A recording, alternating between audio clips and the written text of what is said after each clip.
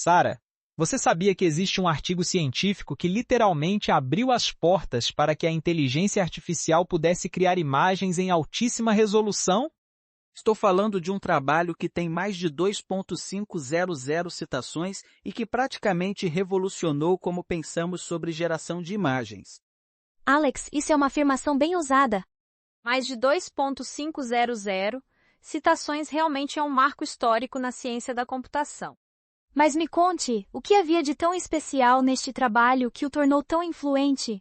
Imagine só, antes de 2020, se você quisesse que uma IA criasse uma imagem de alta qualidade, você estava limitado a resoluções pequenas, imagens borradas ou com artefatos estranhos. Este artigo mudou completamente esse cenário ao resolver um dos maiores desafios da área, como fazer transformadores funcionarem com imagens gigantescas. Transformadores? Esses são aqueles modelos que revolucionaram o processamento de linguagem natural, certo? Mas espera, como eles se relacionam com imagens? E por que era tão difícil fazê-los funcionar com imagens grandes? Excelente pergunta, Sara. Para entender isso, precisamos voltar um pouco no tempo. Em 2017, os transformadores foram criados para processar sequências de texto, onde cada palavra interage com todas as outras. Eles foram um sucesso absoluto porque conseguiam capturar relações de longo alcance. Imagine entender que uma palavra no início de um parágrafo se relaciona com outra no final. Isso faz sentido para texto, mas imagens são bem diferentes, não é? Como você transforma uma imagem em uma sequência? Exato! Tradicionalmente, para usar transformadores em imagens, você precisaria tratar cada pixel como um elemento da sequência. Mas aqui está o problema. Uma imagem de alta resolução, digamos 1024 por 1024 pixels, tem mais de 1 milhão de pixels. E transformadores têm complexidade quadrática. Isso significa que o processamento cresce exponencialmente. Era computacionalmente impossível. Nossa, então era como tentar processar um livro onde cada letra precisa conversar com todas as outras letras do livro inteiro, simultaneamente. Deve ser uma loucura computacional. Perfeita analogia. E até então, as redes neurais convolucionais dominavam a geração de imagens. Elas são eficientes porque processam pequenas regiões por vez, mas têm uma limitação. Só conseguem ver padrões locais. É como se você estivesse olhando uma pintura com uma lupa. Você vê os detalhes, mas perde a visão do conjunto. Então tínhamos dois problemas, transformadores que podiam ver o quadro geral, mas eram lentos demais, e redes convolucionais que eram rápidas, mas míopes. Como os pesquisadores resolveram isso? Aqui está a genialidade da solução. Eles criaram uma abordagem em 2 etapas que combinam o melhor dos 2 mundos. Primeiro, usaram redes convolucionais para criar um vocabulário visual. Imagine que elas aprendem a identificar e codificar pequenos pedaços significativos da imagem, como texturas, formas básicas, padrões de cor. Então é como se as redes convolucionais fossem responsáveis por criar um dicionário de elementos visuais básicos? Exatamente! E aqui vem a parte revolucionária. Em vez de trabalhar com milhões de pixels, o transformador agora trabalha com centenas desses tokens visuais, cada um representando uma região rica em informação da imagem. É como reduzir um livro de milhões de letras para milhares de palavras significativas. Isso é brilhante! Mas como exatamente funciona essa codificação? Como você transforma uma região da imagem em um token? O processo utiliza algo chamado codificação vetorial quantizada, ou VQ-VAE. Imagine que você tem um livro de receitas visual, o codificador aprende a ler pequenas regiões da imagem e encontra a receita mais parecida no livro. Cada receita é um vetor que captura as características essenciais daquela região: cor, textura, forma. E depois que temos esses tokens visuais, o transformador entra em ação para compor a imagem final? Perfeito! O transformador, então, aprende as relações entre esses tokens, como eles se combinam para formar objetos coerentes, como a composição global da imagem deve ser, quais padrões fazem sentido juntos. É como um maestro que entende como cada instrumento da orquestra deve se harmonizar para criar uma sinfonia visual. E o mais impressionante é que isso funciona de forma autorregressiva, certo? Como exatamente? Sim.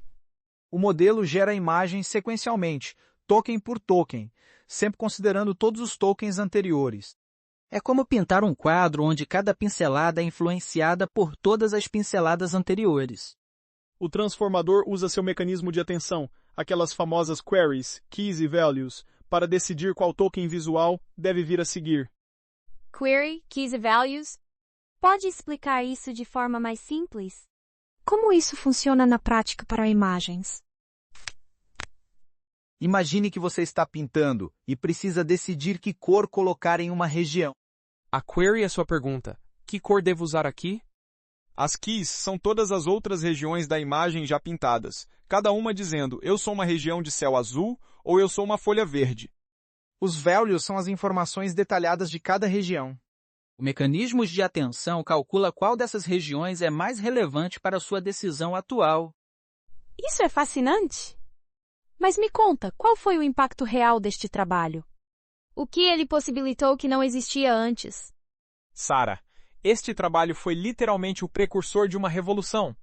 Ele demonstrou pela primeira vez que era possível gerar imagens de megapixel com qualidade fotorrealística usando transformadores. Mais importante, mostrou como controlar essa geração com precisão. Você podia dar comandos como quero um gato siamês sentado em uma cadeira vermelha, e o modelo entendia tanto a semântica quanto a composição espacial. E isso abriu caminho para quê exatamente? Que tecnologias vemos hoje que têm suas raízes neste trabalho? Praticamente todos os modelos de geração de imagem modernos. O DALL-E, o Midjourney, o Stable Diffusion, todos eles utilizam princípios estabelecidos por este trabalho. A ideia de combinar a eficiência das convoluções com a expressividade dos transformadores se tornou um paradigma fundamental. Até mesmo o ChatGPT e outros modelos multimodais usam conceitos similares para processar imagens junto com texto. É impressionante pensar que um artigo científico pode ter esse impacto cascata. Mas me diga, quais foram os resultados concretos que provaram que essa abordagem funcionava? Os resultados foram espetaculares. Eles conseguiram gerar imagens de 1024 por 1024 pixels com qualidade sem precedentes. No ImageNet, que é como o vestibular dos modelos de imagem, eles alcançaram o estado da arte entre todos os modelos autorregressivos. Mais impressionante ainda, conseguiram fazer síntese semântica controlada, onde você podia dar uma máscara de segmentação e o modelo preenchia cada região com o objeto correto. Síntese semântica controlada. Isso significa que você podia literalmente desenhar um esboço e dizer, aqui eu quero um carro, aqui uma árvore, e o modelo criava uma imagem realística? Exatamente. Era como ter um artista digital que entendia perfeitamente suas instruções. E o mais revolucionário, tudo isso funcionava em tempo computacional viável. Eles provaram que não precisávamos escolher entre qualidade e eficiência. Podíamos ter ambas.